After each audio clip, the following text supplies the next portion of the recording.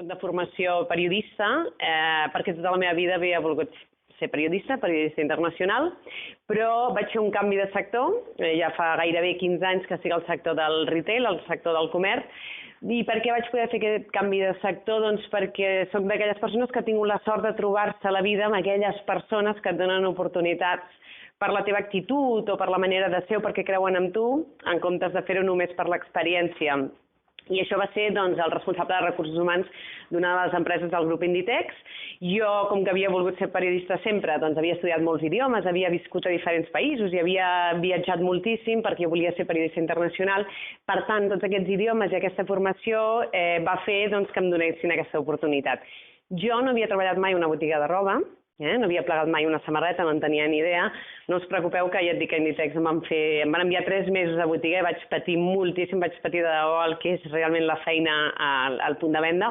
Però també haig de dir que jo crec que en certa manera ho portava una mica a la sang perquè jo sóc filla de comerciants, concretament de verdolers i fruiters, perquè els meus pares tota la vida, pares, oncles, avis, tothom eren del Born. Els meus pares tenien parades als mercats de Barcelona. Per tant, des que jo era petitona em posava el davantal i els dissabtes, quan era molt petitona, em posava una caixa de plàtans perquè pogués arribar a la balança. Després ja, tot i que jo em fes gran, sortís els divendres a la nit o no, era igual, jo el dissabte havia d'estar a les 6 del matí al mercat.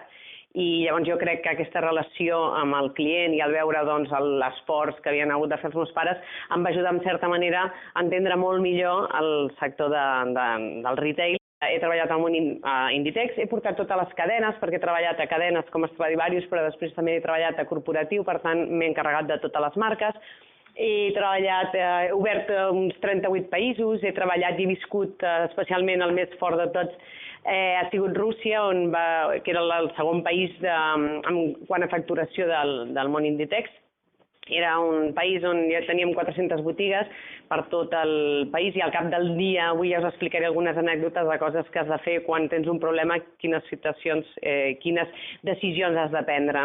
He treballat també a empreses americanes com Guess, que m'han donat la vessant de les persones, cosa que aquí igual aquí a Espanya no som tan potents en aquest costat, en el nostre sector. He treballat a Pronovias i actualment soc directora general de Parfois aquí a Espanya, que tinc unes 230 botigues i moltes persones que dirigir i moltes coses per fer. Jo no us explicaré ninguna veritat absoluta, és a dir, no la tinc. Jo no tinc la veritat més absoluta, però com a mínim us donaré unes idees i d'allà agafeu el que vosaltres vulgueu, d'acord?